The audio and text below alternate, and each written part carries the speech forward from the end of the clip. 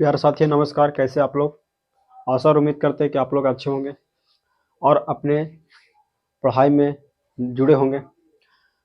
मेरा दोस्त, आज हम अपना क्लास 10th के संस्कृत का जो हमारा बुक है, उस बुक का अध्याय नंबर 8वां कर्मवीर कथा, इस पाठ के ऑब्जेक्टिव प्लस में सब्जेक्टिव और इस चैप्टर के पूरे हिंदी अर्थ को हम लोग आज के सेशन में समझने वाले हैं। तो मेरा दोस्त, आज हम अपने इस छोटी सी लेक्चर में आपके लिए लेकर आए हैं, जिसमें हम आपके लिए ऑब्जेक्टिव और सब्जेक्टिव अर्थात 1 नंबर वाले क्वेश्चन और 2 नंबर वाले क्वेश्चन करवाने वाले हैं। आप जुड़े रहिए हमारे साथ और हम आपको इस अध्याय से एक भी प्रश्न नहीं छूटे इस अंदाज में आपके लिए लेकर के आए हैं पूरे सेशन को। तो आप सिर्फ 15 से 20 मिनट के लेक्चर में आपकी एक अध्याय कंप्लीट होने वाली है और इसी प्रकार हम पिछले 8-7 जो भी हो पूरे अध्याय को कर चुके हैं। अगर आप नहीं देखे हैं तो आप देख लीजिए। आपके लिए एग्जाम में 50 से 60 नंबर देने के लिए हमारा वीडियो, हमारा लेक्चर आपके लिए काफी होगा।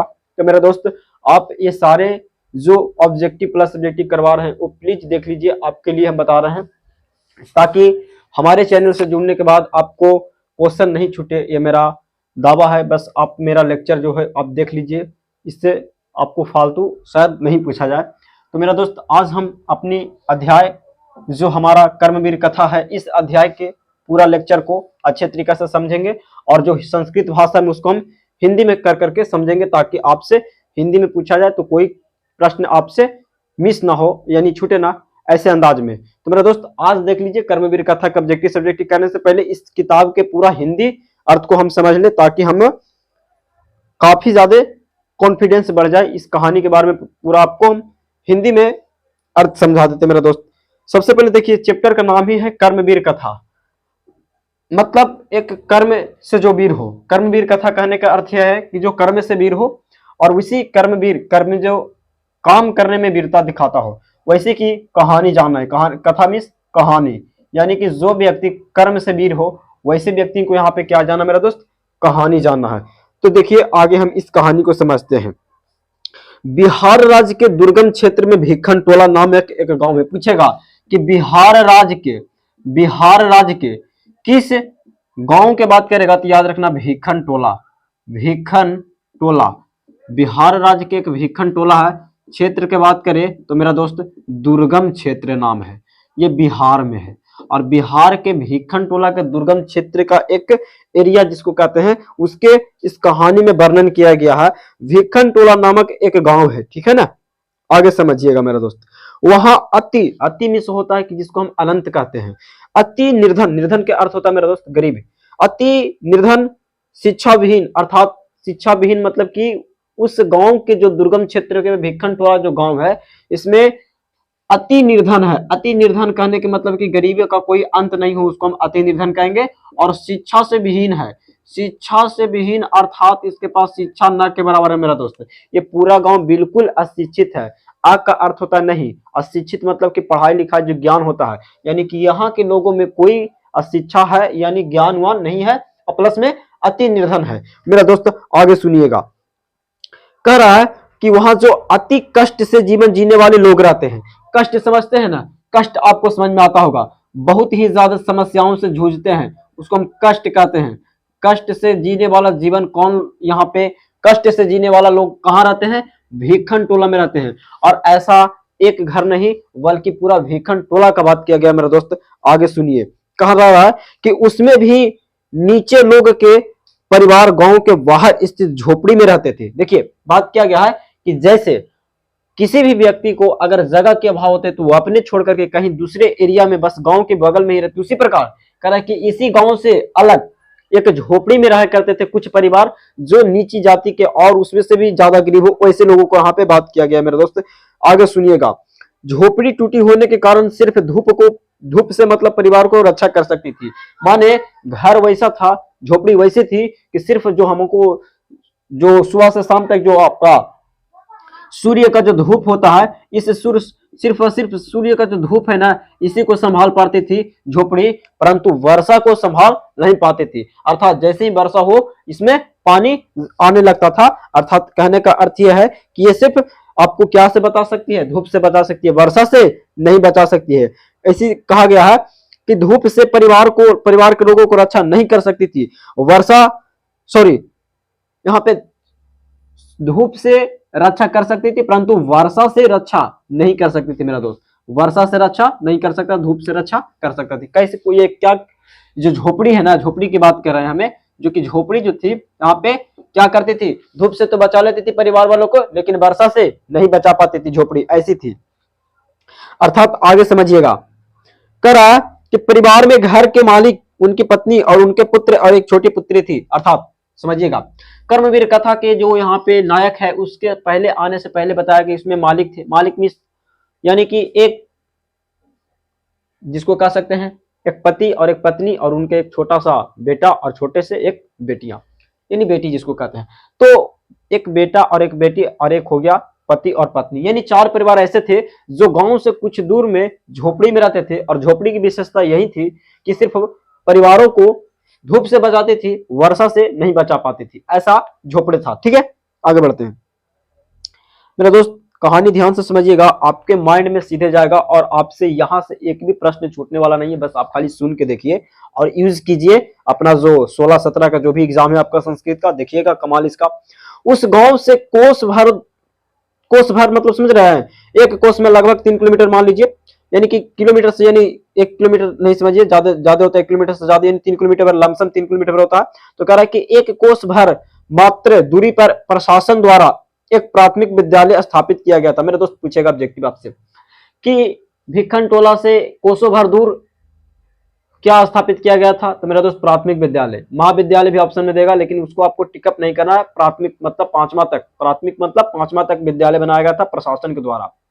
किसके द्वारा बनाया गया? तो प्रशासन के द्वारा। यह बात आपको याद रखनी है। वहां एक नवीन दृष्टि से, नवीन मतलब नवीन मीन्स नया दिमाग, नया, नवीन मीन्स होता सीधे सीधे नया, सोचने समझने वाले व्यक्ति को नवीन कहा जाता है ना, जो समाज के बारे में सोचने लगता है वैसे व्यक्ति को आप नवीन कह सकते हैं। तो यहाँ पे बताया जा रहा है मेरे दोस्त कि नवीन दृष्टि से, दृष्टि मीन्स देखना, नवीन दृष्टि मतलब नया दृष्टि से देखना, अपने हीनता अर्थात उस भाव से नहीं देखता जैसे कि कोई गरीब हो और कोई अमीर हो, तो गरीबी अमीरी से नहीं बल्कि वो अपनी नवीन दृष्टि से देखा। कौन सा देखा? आगे बढ़िएगा। सामाजिक समरता पक्षपाती शिक्षक आए। देखिए वहां पे एक शिक्षक आए, ठीक है, और वो नवीन दृष्टि के थे, सोचने समझने वाले थे, लोगों के बारे में सोचने समझने वाले, वैसे भी व्यक्ति तो नवीन कहा गया है।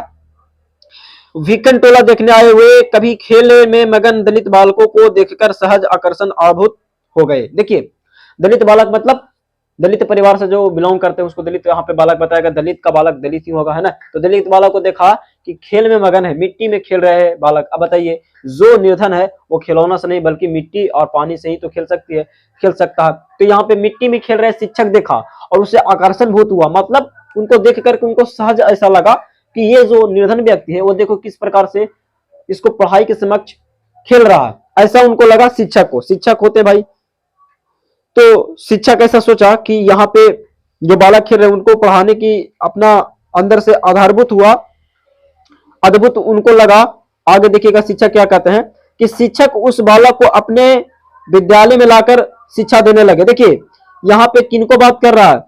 राम प्रवेश राम, एक जो इस पाठ के नायक है वो है राम प्रवेश राम। इसमें पूरा के पूरा राम प्रवेश राम, एक जो कर्मवीर कथा पाठ है वो राम प्रवेश राम पर आधारित है मेरे दोस्त। अगर पूछेगा कि इस पाठ का नायक कौन है तो राम प्रवेश राम है। आगे देखिए करा कि सहज आकर्षण हुआ, यहाँ पे करा कि शिक्षक बालक को विद्यालय में लाकर के शिक्षा देने लगे। अर्थात जो शिक्षक थे वो राम प्रवेश राम को वहां से उठाए और अपने साथ ले जाकर के अपने विद्यालय में उनको शिक्षा देने लगे, अर्थात राम प्रवेश राम को। आगे देखिएगा बालक भी उनकी शिक्षा शैली से प्रभावित होकर शिक्षा कर्म में जीवन में उत्तम गतिमान, मतलब बालक भी जो शिक्षक थे ना उन शिक्षकों के बात में आकर के उनके कर्म के आधार पर उनको ऐसा लगा कि जो हमारा जो भी अब है वो हमारा शिक्षा ही है।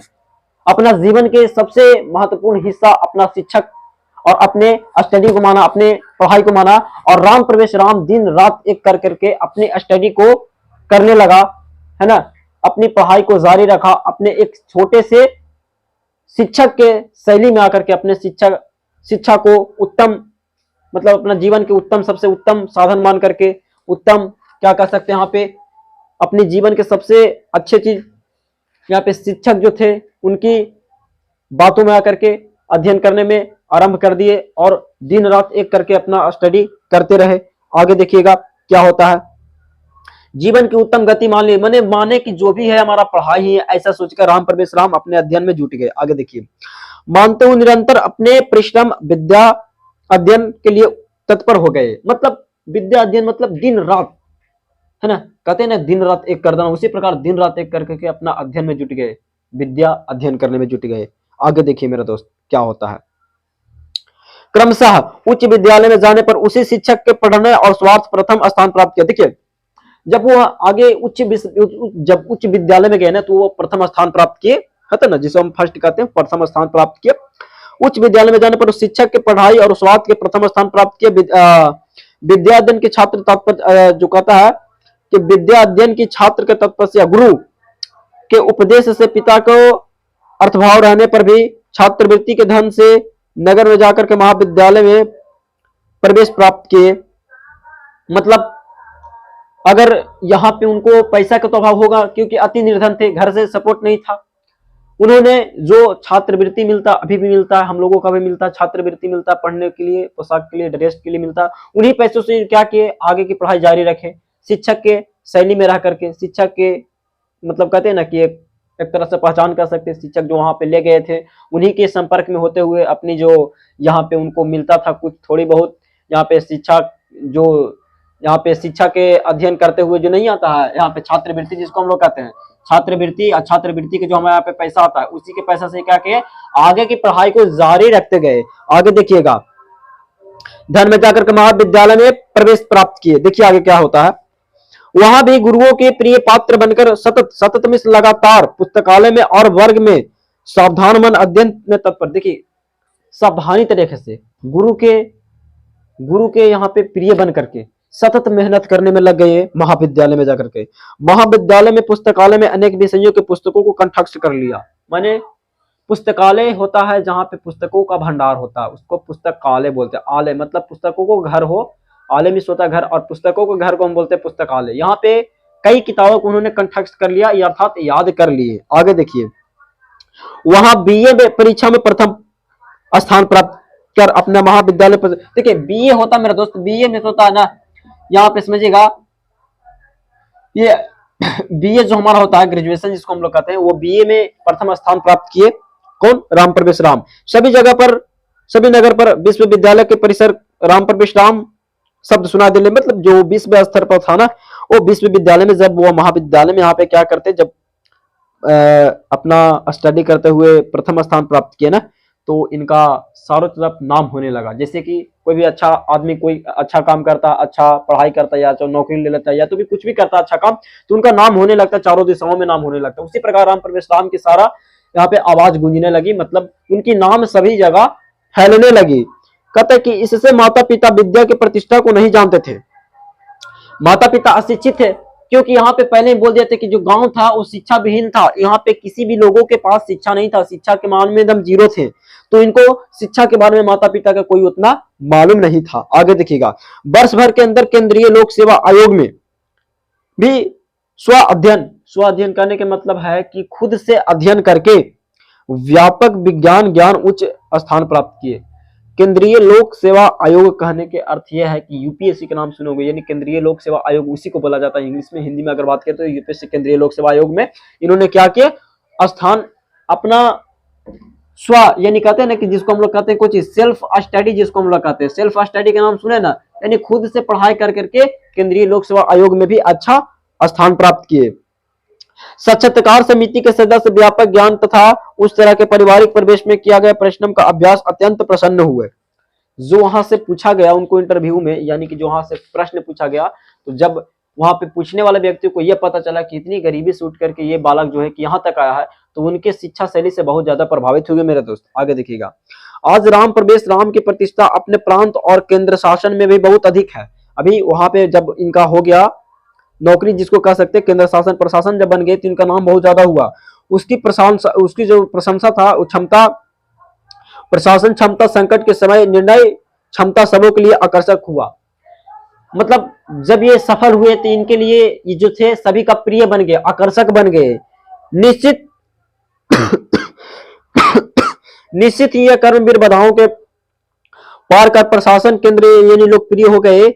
सच यही कहा गया है कि उद्यमी पुरुष ही लक्ष्मी को प्राप्त करता है। देखिए उद्यमी करने का मेरा दोस्त यह है कि परिश्रम करने वाले को ही यहाँ पे लक्ष्मी प्राप्त होती है, ऐसा ये अध्याय में बताया गया है। और बात 100% यहाँ पे राइट होता है, सही होता है मेरा दोस्त। ये आपका संस्कृत में हम सारा का सारा आपको क्या प्रोवाइड करवा दिए बताइए। सबसे पहले तो आपको हम बता दिए, क्या बता दिए जी, तो सबसे पहले आपको हम हिंदी अर्थ बता दिए पूरा का पूरा।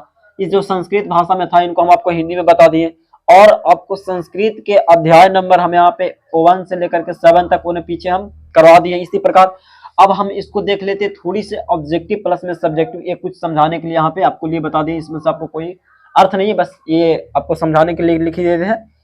तो यहाँ से आपको कोई अर्थ नहीं, बस समझने के लिए इतना था, ठीक है, समझने के लिए था। अब यहाँ पे हम आपको ये थोड़ा सा लिख दिए हैं, इसको हम आपको समझा दे तो ज्यादा बेहतर होगा। इसमें सब फालतू लिखे जो मिटा देते हैं, आपके लिए टेंशन की बात नहीं है। और देखिए यहाँ पे इसको हटा देते थोड़ी सी, विद्यालय लिखा हुआ है। चलिए जी, अब यहाँ पे ऑब्जेक्टिव अपना देख लेते हैं। देखिए जैसे पहला हमारा ऑब्जेक्टिव बहुत वीवीआई है, इतना आप कर लेना कम से कम। देखिए कहता कि कर्मवीर कथा पाठ किसकी है, तो मेरा दोस्त राम प्रवेश राम की। अभी आपको बताया भिक्कनटोला गांव कहाँ है, बिहार में, बिहार के दुर्गम क्षेत्र था, यानी भिक्कनटोला के दुर्गम क्षेत्र यहाँ पे बात किया गया। आपको बताया भी लक्ष्मी किसके पास रहती है, उद्यमी व्यक्ति अर्थात परिश्रमी के पास ही लक्ष्मी निवास करती है, रहती है। भिक्कनटोला देखने कौन आया था, अभी बताया अध्यापक अर्थात शिक्षक, अध्यापक अर्थात शिक्षक आए थे देखने ना, अभी बताएं। उसके बाद कुछ दलित ग्रामवासियों में पुरुष कथा कौन है, तो कुछ कहा कि दलित ग्रामवासियों पुरुष की कथा कौन सी है, चैप्टर का नाम दे देगा आलस कथा, कर्मवीर कथा और स्वामी दयानंद, यहाँ पे चैप्टर का नाम होगा कर्मवीर कथा। यहाँ पे 4 चैप्टर देगा मेरा दोस्त, समझिएगा।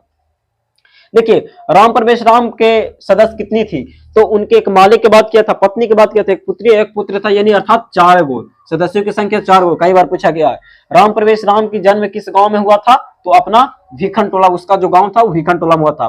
प्रशासन के द्वारा जो प्राथमिक विद्यालय बनाया गया था उसी के बारे में बात किया गया कि प्रशासन ने भिक्कनटोला में 1 कोस की दूरी पर क्या बनवाया मेरा दोस्त, प्राथमिक विद्यालय। अब 2 नंबर के क्वेश्चन में देख लीजिए, जो आपको से पूछा जाता है, मैं इसको भी बता देते, आपको ऐसे ही याद हो जाएगा।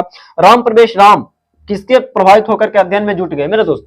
यहाँ पे आपको अपने भाषाओं में ही जवाब देना बेहतर होता है, ताकि आपको नंबर यहाँ पे ना काटे।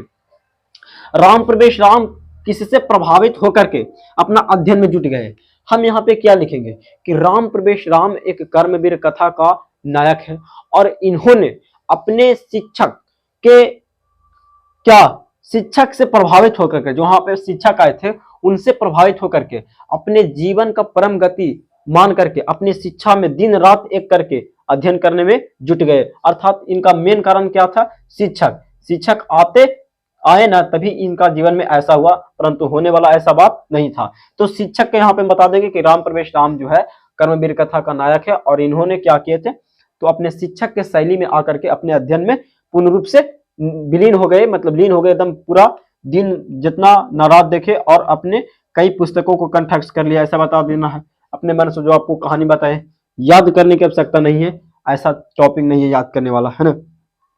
राम प्रवेश राम जीवन शैली से क्या शिक्षा मिलती है, देखिए राम प्रवेश राम जीवन शैली से आपको क्या शिक्षा मिलती है जी, अरे हम लोगों को यही शिक्षा मिलती है कि बताइए वैसा व्यक्ति शिक्षा हम लोगों को क्या मिल सकता है कि वैसा व्यक्ति जिन अति निर्धन हो, पढ़ने के लिए पैसा न हो, वैसे व्यक्ति इतना उच्चतम स्थान प्राप्त कर सकता है। अर्थात हम लोगों को क्या करना चाहिए कि इसमें शिक्षा मिलती है कि जीवन में कभी भी निराश नहीं होना चाहिए, हम लोग का प्रयत्न मेहनत करना चाहिए, है ना।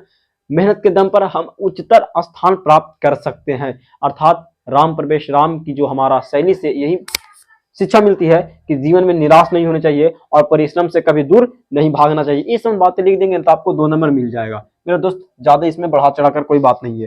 कर्मवीर कौन था, परिचय दें। कर्मवीर कौन था, बोलिएगा कि कर्मवीर कथा पाठ का एक नायक है जो भिक्कनटोला से बिलोंग करते थे, ऐसे लिख सकते हैं। जो बिहार के भिक्कनटोला गांव से रहने वाले थे, उनका परिवार अति निर्धन थे, है ना।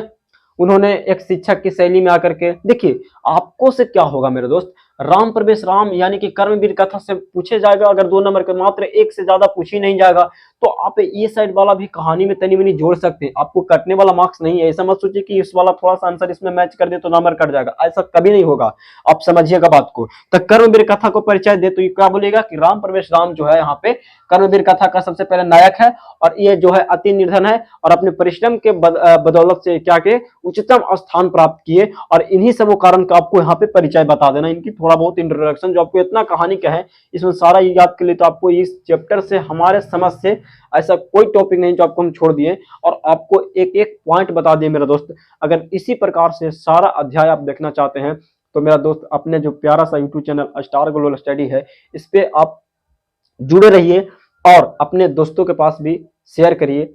अगर हमसे किसी भी प्रकार का क्वेश्चन या अथवा किसी भी प्रकार के बताने समझाने में अगर आपको किसी भी प्रकार का इशू है, दिक्कत है, तो आप कमेंट में कमेंट कर दीजिए, और आपका कमेंट का हम बहुत ज़्यादा आकांक्षी, आप कमेंट कीजिए, वीडियो देखें, प्लस में अगर पसंद पड़े तो कुछ ना कुछ अपने कमेंट बॉक्स में कमेंट करें। और इसी प्रकार आज का जो सेशन था संस्कृत का अध्याय नंबर जो हमारा 8वां था समाप्त होता है। हमें नहीं लगता कि आपको इस अध्याय से कोई भी प्रकार का डाउट रहा होगा मेरा दोस्त। तो अब हम मिलेंगे नेक्स्ट वीडियो में, तब तक के लिए मेरा दोस्त धन्यवाद।